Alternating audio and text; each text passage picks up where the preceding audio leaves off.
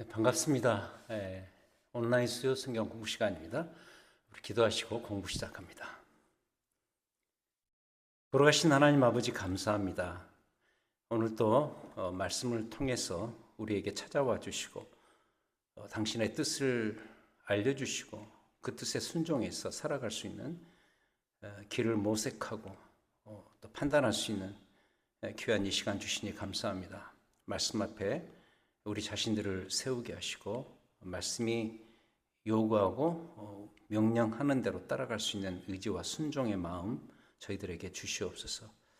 이제 시작합니다. 주의 성령께서 우리와 함께하여 주시옵소서. 예수 그리스도 이름으로 기도하였습니다. 아멘. 오늘 공부할 제목은 베드로 후서인데요. 제목이 피할 수 없는 종말적 삶. 아무래도 그 종말 문제를 우리가 많이 다루도록 할 것입니다. 베드로후서 신약 성경 제가 가지고 있는 성경으로는 382쪽이네요. 펴 놓으시고 공부를 진행하겠습니다. 먼저 이런 주제로 한번 출발을 해보죠. 우리 기독교 신앙의 현실에 있어서 가장 뜨거운 감자의 그 주제는 무엇인가? 아무래도 종말론일 것이다. 이 뜨거운 감자라는 표현은 우리가 종종 사용하다시피 그 감자 먹어야 되고 정말 맛있는 것인데 너무 뜨거워서 손댈 수 없는 이런 어떤 이중성을 가지고 있는 그런 문제를 다룰 때 우리가 이 뜨거운 감자라는 표현을 쓰지 않습니까? 기독교 역사 속에서 사실 이 종말론만큼 이런 뜨거운 감자 같은 역할을 했던 주제가 없습니다. 정말 중요한 문제이지만 그러나 성경에서 벗어나서 많은 무리를 일으키고 있는 우리의 현실, 바로 종말론입니다. 멀리 갈 필요 없이 우리 한국에서도 그런 일들이 있죠. 아직도 기억납니다만 1992년 10월 18일 예수님이 오신다 그래서 먼저 그 성도들의 2차 휴거가 그날 있을 것이다 라고 그 이장님이라는 인물이 등장해서 다미 선교회를 조직해서 한국 사회를 아주 그 혼란에 빠뜨리게 했던 그런 일들이 있었죠. 다니던 학교를 그만두게 하고 학생들에게, 그리고 일반 직장인들은 심지어 직장을 그만두게 하면서 밤마다 모여서 주의 오실 날을 고대한다.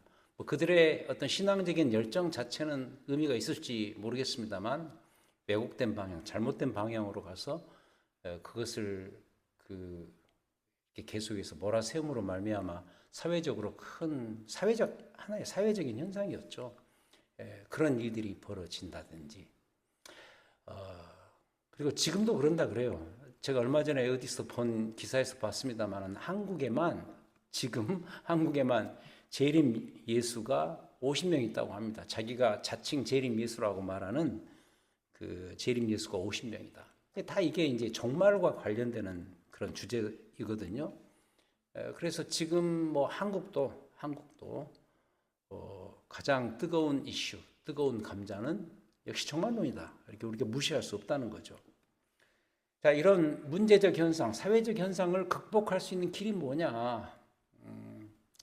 제가 두 가지로 한번 가름을 해봤습니다. 첫 번째는 그렇다면 성경에서 종말을 어떻게 설명하고 있는가? 이 성경적 종말론에 대한 이해가 반드시 필요하다는 거죠. 멀리 갈 필요 없이 일단 우리 교회 안에서 우리 신앙인들, 나와 내 주변에 있는 가족들, 그리고 우리 가까운 신앙인들 모두가 다 종말에 대한 바른 성경적인 이해를 먼저 해야 된다. 굉장히 중요한 문제죠. 그건 종말이 뭐냐? 종말을 어떻게 이해할 것인가? 성경적으로 이 문제죠.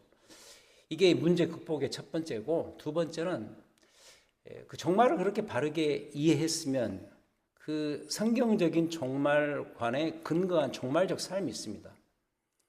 우리의 삶 자체가 이미 종말적 삶이잖아요. 이 삶을 어떻게 사는 것이 맞는 것인가? 베드로후서 같은 경우는 이제 보시겠지만은 이 두 가지 문제를 분명히 다루고 있습니다. 그래서 오늘 베드로후서와 또 그에 관련된 성경 본문을 찾으면서 종말에 대한 바른 이해가 있어야 될 것이고, 거기에 따르는 종말적 삶이 또 따라와야 할 것이다 라는 것이죠. 자, 이렇게 오늘 공부를 진행해 보도록 하겠습니다. 자, 먼저 첫 번째로 종말은 그렇다면 무엇인가? 종말은 어떤 때를 의미하는 것인가? 종말 그러면 시간이라는 개념이 이미 안에 들어가 있죠. 마지막 때, 마지막 순간이기 때문에 종말, 시간을 의미한다면 종말은 어떤 때를 의미하는가? 자, 이걸 먼저 우리가 배우죠. 자, 이것과 관련해서 첫 번째 중요한 포인트는 뭐냐? 종말은 어떤 한 시점이 아니라 한 기간이다. 자, 잊지 마십시오. 한 시점이 아니라 한 기간이다. 예를 들어서 지금 이 온라인 수요 성경 공부 이 과목이 내일 제가 지금 7월 1일 날 녹화를 하기 때문에 내일 7월 2일 오전 9시에 업로드가 된단 말이죠. 그렇다면 한 시점, 7월 2일 오전 9시라는 한 시점, 그런 것이 종말이 아니고 기간이다. 그러니까 예를 들어서 2025년도 1월 1일부터 12월 31일 1년이라는 긴 기간이 있듯이 종말도 역시 그 기간을 의미한다. 이런 거죠. 종말을 우리가 흔히 뭐 말세지말이라는 말까지 쓰면서 그 말세지말 그러면 지말 마지막의 마지막 끝 어떤 순간을 의미하는 거 아니겠습니까? 그렇다면 말세지말 할 때 그 말세 앞에 나오는 그 말세라는 그 단어는 이미 어떤 한 기간을 의미한다고 우리가 말할 수가 있겠죠. 종말론에 대한 가장 흔한 오해가 뭐냐면 종말을 어떤 한 시점으로만 이해하는 그것입니다. 그렇다면 이걸 이제 증명하는 구절이 있어야 되겠죠. 성경에 강조하는 구절이 있어야 되겠죠. 자, 이 부분은 좀 찾으셔야 되겠습니다. 우리가 베드로후서 382페이지를 이미 찾았습니다만 여기를 펴 놓으시고 접어 놓으시고 사도행전 2장으로 하겠습니다. 이 부분은 찾으셔야 됩니다. 사도행전 2장. 자, 2장 16절부터 21절이죠.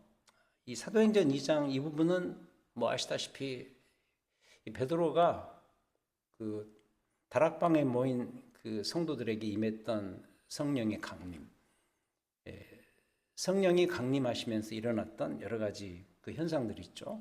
거기에 불이 일어나고 그리고 그 안에서 다른 성령이 충만함을 받고 다른 언어로 말하고 이런 현상들이 그 다락방 오순절 성령 강림 때 있었죠. 근데 거기에 대한 그 해설 설교, 도대체 이 오순절 성령 강림이 어떤 의미인가를 그 설명하는 해설 설교가 베드로의 입을 통해서 선포가 되죠. 그 첫 출발 지점이 바로 이 부분입니다. 사도행전 2장 16절부터 21절. 여기서 이제 중요한 그 이해는 뭐냐면 16절에 2장 16절에 이런 이야기가 있죠. 이런 곧 선지자 요엘을 통하여 말씀하신 것이니 이렇으되. 그러니까 오늘 이 성령이 우리 가운데 임한 것은 선지자 구약 성경의 그 선지자 요엘을 통해서 이미 말씀하신 것이다. 그래서 거기에 인용을 합니다. 요엘서 2장 28절 이하를 그대로 합니다. 그대로 인용을 하면서 이런 이야기를 합니다. 17절 하나님이 말씀하시기를 말세에, 자, 이 부분입니다. 말세에 내가 내 영을 모든 육체에 부어주리니 너희의 자녀들은 예언할 것이요 너희의 젊은이들은 환상을 보고 너희의 늙은 이들은 꿈을 꾸리라. 그때에 내가 내 영을 내 남종과 여종들에게 부어주리니 그들이 예언할 것이다. 요엘 선지자 같은 경우는 예수님 모시기 전 약 700년 전에 있었던 인물이거든요. 그 요엘 선지자의 입을 통해서 그때 이미 예언했다. 어떻게? 말세에. 그러니까 요엘 선지자 입장에서는 말세가 있는 것이죠. 미래에. 그 말세에. 어떤 일이 벌어질 것이다? 자녀들은 예언할 것이요 젊은이들은 환상을 보고 너희의 늙은이들은 꿈을 꾸리라. 남녀노소 할 것 없이 모든 사람들에게 주의 성령이 임할 것이다. 18절 그때 내가 내 영을 모든 이들에게 부어줄 것이다. 그때 요엘 선지자가 예언했던 이 현상이 오늘 이 자리에서 오순절 바로 이 마가의 다락방 안에 너희 가운데 그대로 벌어진 것이다. 그래서 방금 너희들이 보았던 그 현상들은 요엘 선지자가 그때 했던 예언이 성취된 그런 장면이다. 근데 거기에서 시간을 말하는데 말세. 요엘 선지자 입장에서 말세에 그 일이 벌어질 것이다라고 이야기하지 않습니까? 그러니까 말세가 오순절 성령 강림 그 자리 그 순간에서부터 시작된 거예요. 그때부터 시작된 거예요. 왜냐하면 말세에 그 일이 벌어지고 시작될 것이기 때문에. 그래서 오순절 성령 강림 사건 그날은 신약교회가 탄생하면서 말세가 시작된 것이죠. 19절 보겠습니다. 또 내가 위로 하늘에서는 기사를 아래로 땅에서는 징조를 베풀 것인데 곧 피와 불과 연기로다. 20절이 중요합니다. 주의 크고 영화로운 날이 이르기 전에 해가 변하여 어두워지고 달이 변하여 피가 되리라. 이 주의 크고 영화로운 날은 더 뒤에 있는 마지막의 마지막, 진짜 마지막이죠. 그때는 해가 변하여 어두워지고 달이 변하여 피가 되는 그런 일이 벌어질 텐데 21절 그래서 누구든지 그 기간에 주의 이름을 부르는 자는 구원을 받으리라.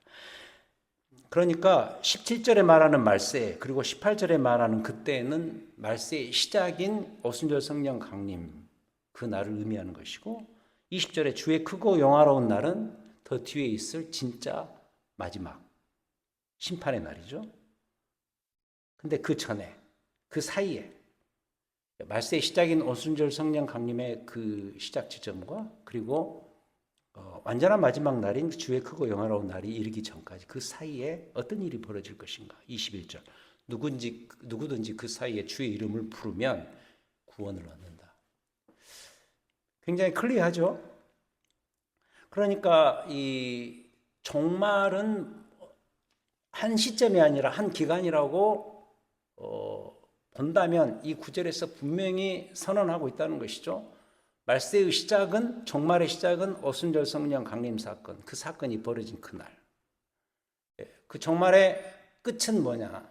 당연히 예수 그리스도의 재림. 이 20절의 표현을 빌리자면 주의 크고 영화로운 날인 것이죠.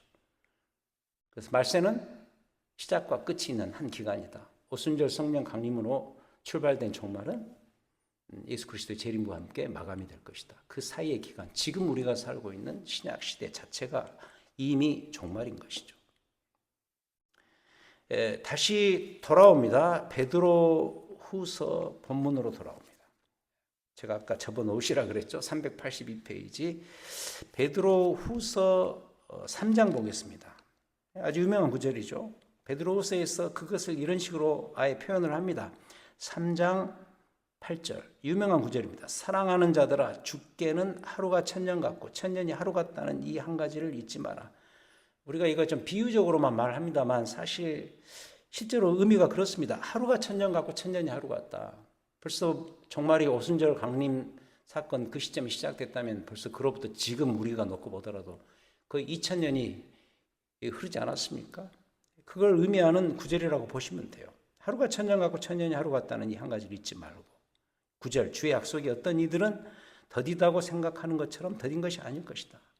오직 주께서는 너희를 대하여 오래 참으사 아무도 멸망하지 아니하고 회개하게 하기에 이르기를 원하시니라. 아마 사도 베드로가 그 오순절 성령 강림 그때 아까 그 요엘서 구절을 인용하면서 그 오순절 성령 강림에 대한 설교를 하면서 인용했던 요엘서 그 구절과 굉장히 의미가 비슷하지 않습니까? 그러니까 오늘 출발된 이 종말이 주의 다시 오시는 그날까지 완성이 될 텐데 그 사이에 우리가 해야 될 일은 뭐냐? 이때 벌어질 일은 뭐냐? 누구든지 주의 이름을 부르면 구원을 얻는다. 그것을 연상시키는 듯한 구절 아닙니까? 이 베드로후서 3장 이 부분이 3장 10절, 3장 9절. 이 더디다고 자꾸 생각하지만 더딘 것이 아닐 것이다.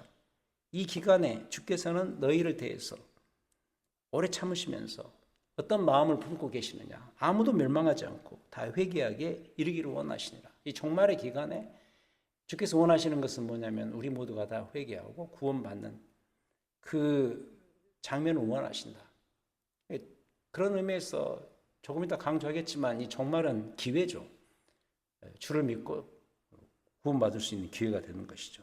10절, 3장 10절. 그러나 주의 날이 도둑같이 오리니 그날에는 하늘이 큰 소리가 떠나가고 물질이 뜨거운 불에 풀어지고 땅과 그 중에 모든 일이 드러나리로다. 아까 사도행전 2장 20절에서도 그랬잖아요. 주의 크고 영화로운 날, 주의 재림이 이르기 전에 해가 변하여 어두워지고 달이 변하여 피가 되리라. 여기서 또 이야기합니다. 베드로후서 3장 10절에서 주의 날이 도둑같이 올 텐데 그날에는 하늘이 큰 소리로 떠나가고 물질이 뜨거운 불에 풀어질 것이다. 어떤 세계적인 격변이 그리스도의 재림의 시점에 분명히 벌어질 것이다 라고 이야기를 하는 거죠. 자, 그렇다면 우리가 여기서 첫 번째 포인트로 분명히 알아야 될 사실은 뭐냐면 종말은 한 시점이 아니라 한 기간을 의미한다. 그 기간은 그럼 뭐냐? 신약시대가 출발된 오순절 성령 강림 사건부터 주의 재림까지 그 기간을 의미한다. 그래서 두 번째로 넘어가는 거죠. 두 번째. 피할 수 없는 기간, 종말을 살다. 지금 우리는, 이 강의를 듣는 여러분은 신약시대 백성으로서 피할 수 없이 이미 종말의 기간을 살고 계시는 거예요. 이 신약시대 전체가 종말의 기간을 의미한다면 여러분들은 이미 종말의 기간을 살고 있다. 이렇게 볼 수 있습니다. 이걸 말해주는 구절이 화면 제일 밑에 나옵니다. 에베소서 1장 20절. 역시 찾아보셔야 돼요. 에베소서 1장 20절. 310페이지. 에베소서 1장 20절부터 22절. 제가 읽으면서 설명합니다. 310페이지. 하나님의 능력이 그리스도 안에서 역사하사 죽은 자들 가운데서 다시 살리시고 하늘에서 자기 오른편에 앉히사. 신약 시대의 어떤 특징을 예수 그리스도와 관련해서 설명하죠. 신약 시대가 사실 예수 그리스도의 십자가와 부활로 출발됐죠. 그리고 50일 이후에 오순절 성령 강림이 임하심으로 인해서 성삼위 하나님의 역사하심이 드러나고 적극적으로 드러나고 그 사실을 믿는 모든 이들에게 구원의 혜택이 주어지는 신약시대가 드디어 그때 시작됐잖아요. 그 이야기죠. 에베소서 1장 20절. 하나님의 능력이 그리스도 안에서 역사해서 죽은 자들 가운데서 다시 살리시고 부활하시고 하늘에 이미 올라가셔서 하나님의 오른편에 앉아 계시는 그 상황. 21절. 그래서 모든 통치와 권세와 능력과 주권과 이 그리스도로 통한 하나님의 능력과 주권이 이 부분입니다. 21절. 이 세상뿐 아니라 오는 세상에 일컫는 모든 이름 위에 뛰어나게 하시고 이 세상과 오는 세상이 바로 이걸 의미하는 거죠. 지금 우리는 이 세상입니다. 종말입니다. 오순절 성령 강림 이후로 지금까지 그리고 앞으로 주님 오시는 그날까지 이 세상, this world. 사실 이 세상이라는 표현보다는 this age, 이 세대라고 표현을 하거든요. 오는 세대는 그럼 뭐냐? 오는 세상은 뭐냐? 그리스도 예수 재림 이후로 벌어질 새하늘과 새 땅에 the age to come, the world to come, 앞으로 올 그 세상이죠. 예수 그리스도의 능력과 권세와 영광이 이미 지금 이 세상 가운데 하늘 보좌에 앉아 계신 그 예수 그리스도로 말미암아 이미 편만해지고 이미 드러나고 표현되고 있죠. 지금도. 맞죠? 우리가 지금 그걸 이미 경험하고 누리고 있지 않습니까? 성령 안에서 교회를 통해서 말씀을 통해서. 그러나 한계적이죠. 그럼에도 불구하고 그 그리스도의 통치 역사는 이 세상에서 이 종말의 시대에서 이미 벌어지고 있죠.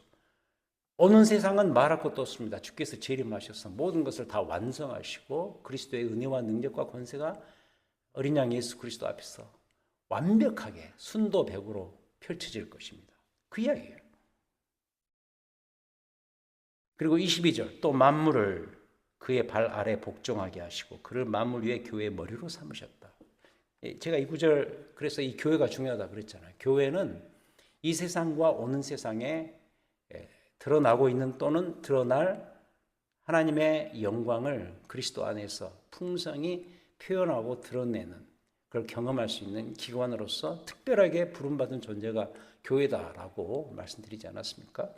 에베소서 공부할 때 이걸 아주 제가 강조를 했습니다. 그래서 교회는 소중하다 그런 이야기를 했습니다. 그래서 이 교회라는 존재는 그리고 교회 속에 있는 우리 신자 각 개인의 삶은 이 두 세상 사이에 끼어 있습니다. 이 세상과 오는 세상, 즉 이 세상은 종말의 시대, 이 종말의 시대와 종말이 완성되고 끝나고 새롭게 벌어질 새하늘과 새 땅, 새 세대, 새 시대, 그 사이에 끼어 있어요.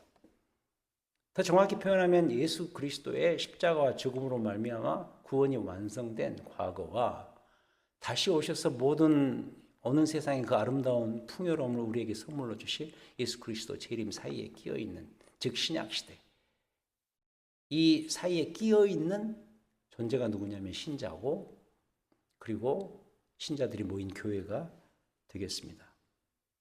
제가 자주 쓰는 표현이 그거 아닙니까? 그래서 이미와 아직. 이미 우리는 구원받았지만 아직은 구원이 완성되지 않은 것이죠. 이미 오신 그리스도를 믿지만 아직 오지 않고 재림하실 예수 그리스도를 우리가 소망하는 거죠. 이미와 아직 사이에 끼어 있는 두 세상 사이에 존재가 우리 그리스도인이고 교회다. 그게 뭐죠? 두 번째 포인트, 피할 수 없는 기간, 우리는 이미 종말을 살고 있는 것입니다. 그래서 좀 적용을 하자면 이 첫 번째 포인트에서 일단 이런 식으로 종말을 이런 식으로 이해를 하고 있어야 돼요. 그래야 불안하지 않고 아까 그 문제적 현상들, 다미선교회라든지 뭐 재림 예수가 50명이라든지 이런 데 현혹되지 않고 우리가 건강한 종말관과 교회관을 가지고 살아갈 수가 있는 것이죠. 종말론과 교회론은 같이 가는 거예요. 왜냐하면 교회가 이미 종말 속에 포함되어 있기 때문이죠. 교회는 이미 지금 이 두 세계 안에서 살아가는 자들입니다. 피할 수가 없습니다. 자, 이게 첫 번째 포인트, 종말은 무엇인가, 이 주제고요. 자, 그렇다면 더 중요한 문제죠. 종말적 삶은 그럼 어떻게 사는 것이 종말적 삶인가? 이 종말적 삶이라는 게 도대체 무엇인가? 영어로는 좀 어렵습니다만 중요한 표현이라고 저는 생각을 해요. 에스카톨로지컬 라이프. 에스카톨로지라는 말이 종말론이라는 말인데 이 마지막을 향해 가는 이 신자의 삶은 도대체 무엇이고 그래서 어떻게 살 것인가? 이게 상당히 중요하고요. 특히 신약 성경의 서신서, 이 베드로 후서만이 아니라 서신서 전체에서 알고 보면은 이미 그 서신서의 신자들의 삶과 교회관을 설명하는 데 있어서 다 이렇게 밑에 기저에 깔려 있는 중요한 포인트입니다. 피할 수 없는 종말적 삶이 신자의 삶이라고 한다면 신자의 삶을 이야기하는 이 신약 성경, 특히 서신서의 주제가 되지 않겠습니까? 어떻게 살 것인가? 우리는 이 종말을 어떻게 살아갈 것인가? 중요한 주제가 되죠. 자, 두 가지로 제가 설명을 합니다. 첫 번째는 잊지 맙시다. 좀 따라 하셔야 되는데 잘 돌아보고 잘 내다본다. 잘 돌아보고 잘 내다보는 삶이 종말적 삶을 사는 것이다. 잘 돌아봐야죠. 잘 돌아보고 잘 미리 내다봐야죠. 더 토를 달아서 설명하자면 잘 돌아보면서 감사하고 찬양해야 되고 잘 내다보면서 긴장하고 소망을 해야 된다. 돌아보면 감사와 찬양이 있고 내다보면 긴장과 소망이 있다. 이게 신자의 종말적 삶이다. 자, 그럼 어떻게 잘 돌아볼 것인가? 잘 돌아보면서 어떻게 감사와 찬양을 할 것인가?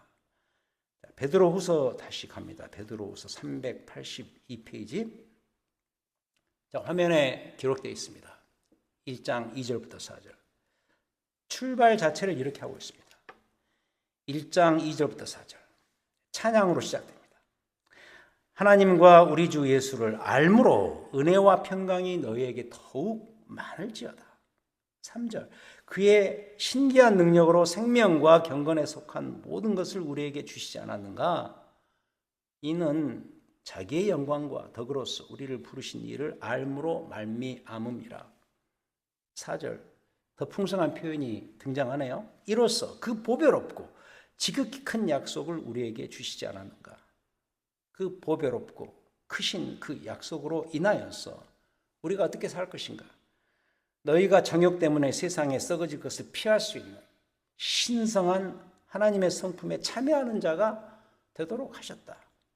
정말 아름다운 구절입니다. 우리를 부르신 목적, 그 부르심의 뿌리가 무엇인가를 분명히 설명해 주는 영광의 우리 주 예수 그리스도 십자가에서 우리를 위해서 죄를 다 사하시고 고난 당하시고 그러나 다시 부활하셔서 영광 가운데 거하신 우리 주 예수 그리스도, 그분을 알고 그분과 동행하는 그 삶을 통해서 우리에게 주어진 새로운 삶의 목적과 방향이 생기지 않았는가. 그게 뭐냐? 정욕 때문에 썩어질 것을 피할 수 있는 의지를 주시고, 그 의지를 그 하나님의 그 새로운 성품에 담아서 우리를 통해서 표현되게 하시고, 이런 놀라운 일들을 행하게 하신 바로 그분 예수 그리스도, 그분의 권세와 이름을 찬양해야 마땅하지 않는가. 이게 바로 방금 읽었던 1장 이 시작 지점의 중요한 표현이죠.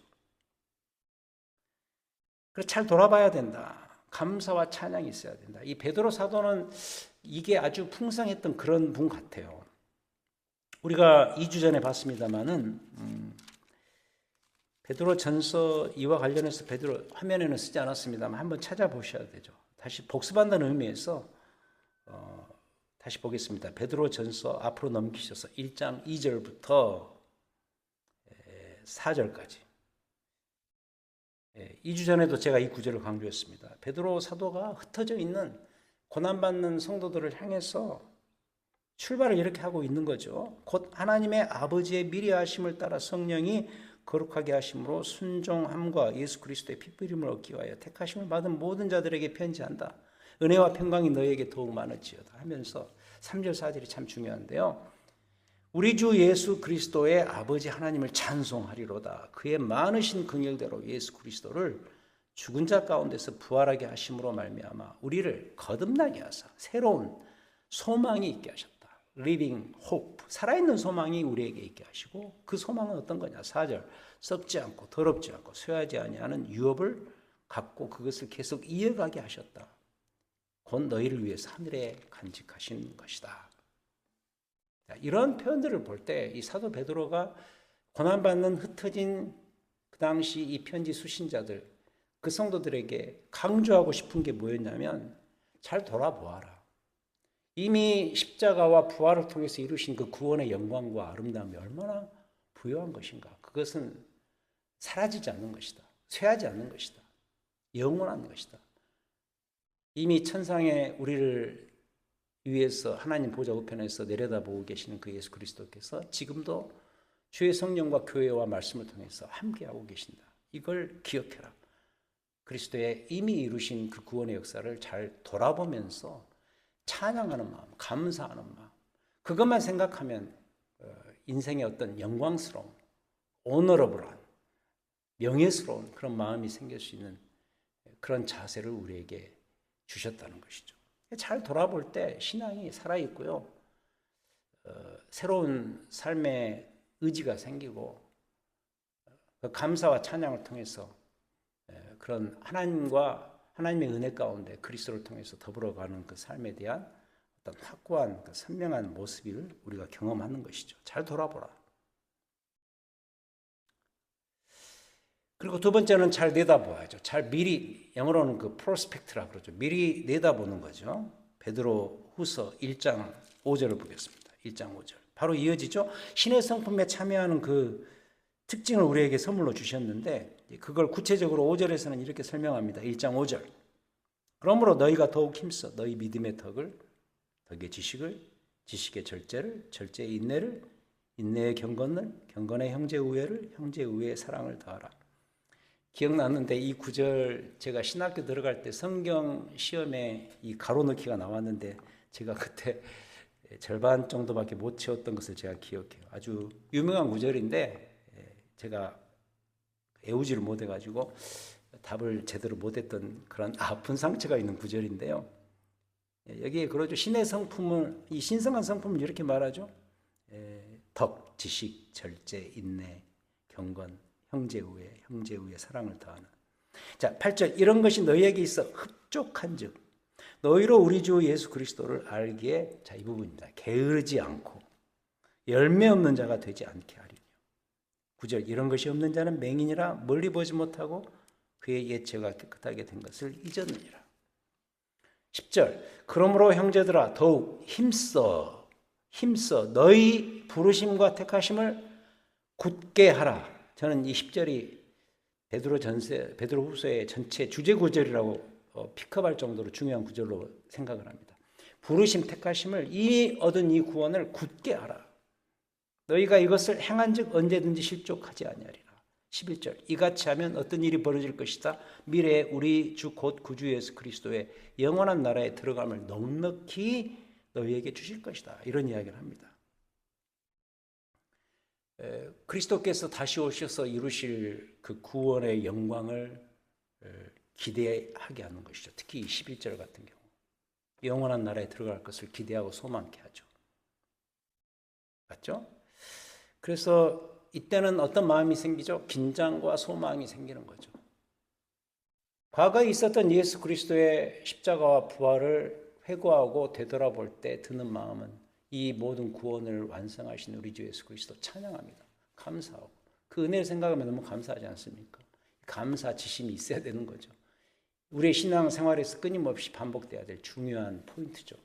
그러나 그걸로 그치지 않냐고 다시 이쪽을 향해서 다시 오실 예수 그리스도를 미리 내다보는 것이죠. 1장 11절 표현처럼 구주 예수 그리스도의 영원한 나라에 들어갈 것을 우리가 소망하는 것이죠. 그렇다 보면은 10절의 표현처럼 더욱 힘쓰는 긴장이 우리에게 따라오게 되겠죠. 그래서 잘 돌아볼 때 감사와 찬양이 있고 미리 내다볼 때 긴장과 소망이 있는 것입니다. 이게 뭐다? 이게 종말적 삶이다. 신자의 이 시대의 종말적 삶이다라는 이야기입니다. 그래서 우리 신자들은 지금 살면서 여러분 마찬가지입니다. 두 개의 그 페이스를 가져야 돼요. 두 개의 얼굴을 가져야 돼요. 이쪽 얼굴은 뭐냐면 그리스도의 십자가 부활을 돌아보는 얼굴이고, 그리고 이쪽 얼굴은 뭐냐? 예수 그리스도의 다시 오심을 소망하는 얼굴이다. 이 두 개의 얼굴을 동시에 품고 사는 존재가 누구다? 바로 우리 신약 시대 신자들의 삶이다라는 것입니다. 그걸 이제 빌립보서 2장 12절에서는 너희는 두렵고 떨림으로 너희 구원을 이루라 미래형으로 표현하는 거죠. 다 그 이야기가 바로 이 이야기입니다. 자, 두 번째는 말씀과 교회를 통해서 살아갑니다. 조금 더 구체적이죠. 잘 돌아보고 잘 내다보면서 감사하고 찬양하고 또 긴장과 소망을 품고 사는 그 현장이 교회고요. 특히 그 교회는 그래서 이 사실을 끊임없이 깨닫고 알아갈 수 있도록 말씀이라는 것을 주셨으니 그 말씀을 잘 선포하고 잘 습득하고 훈련하는 그런 곳이다. 그래서 종말적 삶 어떻게 살 것인가? 말씀과 교회를 통해서 종말적 삶을 잘 살아가야 되는 것이죠. 말씀과 교회의 도움을 받아서 이미 얻은 이 복음 안에서 공고하게 강건하게 살아가는 그 삶이 어떤 삶이냐? 종말적 삶이다. 이런 뜻입니다. 아까 읽었던 베드로후서 1장 11절을 다시 복습할 필요가 있습니다. 베드로후서 1장 11절. 이같이 하면 우리 주 곧 구주 예수 그리스도의 영원한 나라에 들어감을 넉넉히 너희에게 주실 것이다. 기억하십시다. 이 구절. 1장 10절, 12절 꼭 기억하셔야 됩니다. 특히 이 종말적 삶을 사는 데 있어서 말씀과 교회가 중요하다는 것을 말해주는 베드로후서 본문을 찾아보도록 하죠. 좀 부정적인 상황이긴 합니다만은 종말적 삶에서 하나님 말씀이 얼마나 중요한가를 깨닫게 해주는 부정적 상황, 그것은 이단입니다. 이 종말의 특징이 뭐냐면, 종말은 아까 한 시점이 아니라 한 기간이라 그랬죠. 특히 이 신약 시대 전체 중요한 특징이 뭐냐면 이단이 득세해요. 잘못된 가르침이 초대교회 때부터 지금까지 수도 없이 많았습니다.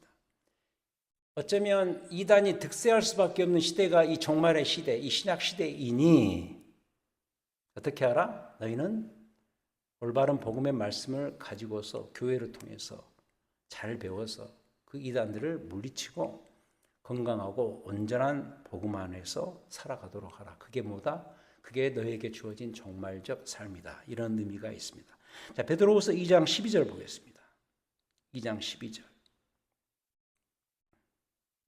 2장 1절. 2장 1절. 그러나 백성 가운데 또한 거짓 선지자들이 일어났었으니 이런 낯선 난이 이와 같이 너희 중에도 거짓 선생들이 있다. 그들은 누구냐? 멸망하게 할 이단이다. 가만히 끌어들여서 자기들을 살아계신 주를 부인하게 하고 임박한 멸망을 스스로 취하는 자들이 있다. 그러면서 그들의 특징 2절 여럿이 그들의 허색하는 것을 따르리니 이로 말미암아 진리의 도가 비방을 받을 것이다. 이런 일들이 벌어질 것이다. 지금 우리 안에 일어나는 그 모습을 보시면 그대로 알 수가 있죠. 비슷해요. 그때나 지금이나 이단은 이런 모습으로 우리 사회 가운데, 우리 교회 가운데 등장을 합니다. 2장 12절 그러나 이 사람들은 본래 잡혀 죽기 위하여 난 이성 없는 짐승 같아서 그 알지 못하는 것을 비방하고 그들의 멸망 가운데서 멸망은 당할 것이다. 불의의 값으로 불의를 당하며 낮에 즐기고 노는 것을 기쁘게 여기는 자들이니 점과 흠이라 너희와 함께 연회할 때 그들의 속임수로 즐기고 놀 것이다. 음심이 가득한 눈을 가지고 범죄하기를 그치지 아니할 것이다. 이런 것들, 이단적 현상들. 17절 이 사람들은 물 없는 샘과 같다. 광풍에 밀려가는 안개 같다. 그들을 위하여 캄캄한 어둠이 예비되어 있다. 21절 2장 21절 의의 도를 안 후에 받은 거룩한 명령을 저버리는 것보다 알지 못하는 것이 도리어 그들에게 나으니라.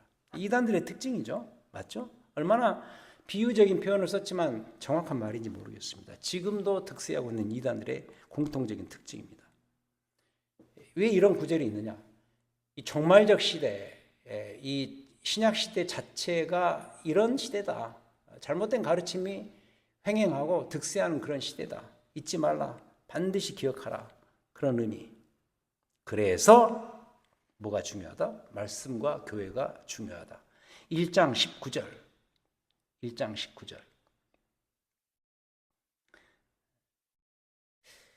또 우리에게는 더 확실한 예언이 있어 어두운 데를 비추는 등불과 같이 날이 새어 새벽이 너희 마음에 떠오르기까지 너희가 이것을 주의하는 것이 옳으니라. 우리에게 확실한 예언이 있다. 우리로 표현하면 하나님 말씀이 주어졌다. 20절 그래서 먼저 알 것은 성경의 모든 예언은 사사로이 풀 것이 아니다. 이 사사로이 푼다는 말이 내 개인의 이득을 위해서 성경을 함부로 갖다가 쓴다는 것이죠. 내 상황이 중요하고 내가 보고 싶은 것을 보고 싶으니까 거기에 성경을 갖다가 끌어써서 끼워 맞추는 그런 일을 하면 안 된다는 거죠. 이단들이 그렇게 많이 하지 않습니까? 이단들의 특징이 뭐냐면 성경을 자기 마음대로 자기 위주로 함부로 끌어다가 푸는 것이죠. 그러지 말라는 거죠. 21절 예언은 언제든지 사람의 뜻으로 낸 것이 아니다. 성령의 감동하심으로 받은 사람들이 하나님께 받아 말한 것이기 때문에 성경을 성경대로 풀어야죠. 성경을 잘 이해해야죠. 말씀이 중요하다는 의미인 것이죠. 말씀을 또 잘 해석하고 풀어야 된다는 것이죠. 그럴 때 동원되는 게 뭐냐? 바로 교회죠. 교회에서는 그래서 말씀을 잘 풀어서 잘 설명하고 잘 선포해야죠. 3장 15절 보겠습니다. 베드로후서 3장 15절. 지금 마지막이죠. 또 우리 주의 오래 참으심이 구원이 될 줄로 여기라. 우리가 사랑하는 형제 바울도 그 받은 지혜대로 너희에게 이같이 썼고. 베드로 사도 내가 이 편지를 쓰는 것처럼 우리의 참 귀한 형제 바울도 너희들에게 그렇게 편지를 쓰지 않았는가? 우리가 알고 있는 뭐 빌립보서, 에베소서, 뭐 고린도전후서 그 편지를 다 알고 있었던 것이죠. 그도 그렇게 썼다. 16절. 또 그 모든 편지에도 이런 일에 관하여 말하였다. 사도 바울도 종말에 대해서, 교회에 대해서 수없이 이야기하지 않았습니까? 그 중에 알기 어려운 것이 더러 있을 수 있다. 무식한 자들과 굳세지 못한 자들이 다른 성경과 같이 그것도 억지로 풀다가 스스로 멸망에 이르지 않았는가? 조심하자. 교회가 할 일은 하나님 말씀을 잘 이해하고 잘 풀고 잘 선포하는 것이다. 그 이야기죠. 말씀과 교회의 중요성, 이 종말의 시점에 매우 필요하다. 말씀과 교회를 통해서 잘 살아가는 것이 바로 종말적 삶을 잘 살아가는 신자의 삶인 것이다. 이 가르침이죠. 결론적으로 베드로후서 3장 18절 가장 마지막에 나오는 이 구절로 이 모든 내용을 종합해 보겠습니다. 오직 우리 주 곧 구주 예수 그리스도 은혜와 그를 아는 지식에서 자라가라. 이 종말적 삶을 잘 살려면 자라가야 돼요. 말씀과 하나님의 은혜 안에서 이 성숙해지는 자라가는 그 삶이 반드시 필요하다. 앞에서 이야기한 것처럼 신성한 성품에 참여하는 그 모습들이 우리 가운데 더 늘어가야 된다. 이 이야기인 거죠. 자, 잘 배우셨죠? 정말적 삶 어떻게 살 것인가? 잘 돌아보고 잘 내다보고 그러면서 감사와 찬양하고 긴장과 소망이 있는 그런 삶을 사는 자. 정말적 삶. 그리고 특히 더 구체적으로 말씀과 교회를 중요시하고 교회를 통해서 선포되는 온전한 말씀을 잘 깨닫고 그래서 주의 성품에 참여하는 그런 성숙한 신자로서 자라가는 삶이 바로 종말적 삶을 잘 살아가는 자의 모습이다. 이렇게 결론을 내립니다. 결론적으로 이렇게 한번 정리를 해보죠. 우리는 이미 종말의 시대를 살고 있다. 이미 종말은 한 시점이 아니라 기간이기 때문에 우리는 이 신약 시대 자체를 통해서 종말의 시대를 이미 살아가고 있는 거죠. 꼭 기억하시고요. 두 번째, 종말적 삶을 사는, 종말절이 아니라 종말적이죠. 종말적 삶을 사는 우리의 최종 목표는 어디에 있다? 이 3장 14절 읽진 않았네요. 아까. 지금 읽죠. 3장 14절. 그러므로 사랑하는 자들아 너희가 이것을 바라보나니 주 앞에서 점도 없고 흠도 없고 평강 가운데서 나타나기를 힘쓰라. 한번 상상을 해보세요. 우리 주님 오셨을 때 내 모습이 점도 없고 흠 없이 온전하게 설 것, 영광스러운 그 모습으로 설 것을 기대하는 것 자체가 얼마나 은혜고 얼마나 영광이고 삶의 명예입니까? 저는 그 장면을 생각하면서 힘이 나죠. 우리 신자들은 그 장면을 미리 내다보면서 힘을 얻는 삶을 살아야 된다고 믿습니다. 우리의 최종 목표는 주 앞에 온전하게 사는 그 모습이죠. 종말적 완성을 의미합니다. 그래서 우리의 삶의 구원은 이거였으면 좋겠어요. 오늘을 나의 마지막으로 생각하고 사는 것이죠. 그러면 긴장이 있고 분명한 소망이 있고 당당하고 멋진 삶 아닙니까? 예를 들어서 우리의 예배 자리가 오늘 마지막 나의 예배다라는 그런 자세로 드린다면 그 예배가 얼마나 의미가 있고 풍성해지겠습니까? 자, 맞습니다. 이런 내용들을 기억하고 우리가 종말적 삶을 잘 살아가는 우리 모두가 되었으면 합니다. 이제 두 번 더 남았는데요. 요한 사도가 쓴 요한서신 통해서 다음 주에 공부를 하고 그 다음에 마지막 요한계시록까지 공부하고 이 전반기 모든 공부를 마치도록 하죠. 자, 기도하시겠습니다. 하나님 아버지 감사합니다. 오늘 베드로후서를 통해서 종말에 대한 이해 그리고 그 종말적 삶을 어떻게 살 것인가에 대해서 배웠습니다. 잘 배운 대로 잘 적용하고 우리 신자로서 참 말씀 안에서 신실하고 멋지게 잘 살아갈 수 있는 우리의 남아있는 삶이요 우리의 교회가 될 수 있도록 인도하여 주시옵소서. 다시 오실 우리 주님을 찬양합니다. 우리 주 예수 그리스도의 이름으로 기도하였습니다. 아멘.